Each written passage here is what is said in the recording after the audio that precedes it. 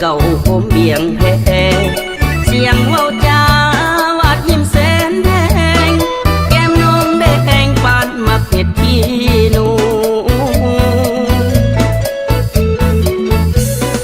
ยามน้องลงเห็ดเบียกนา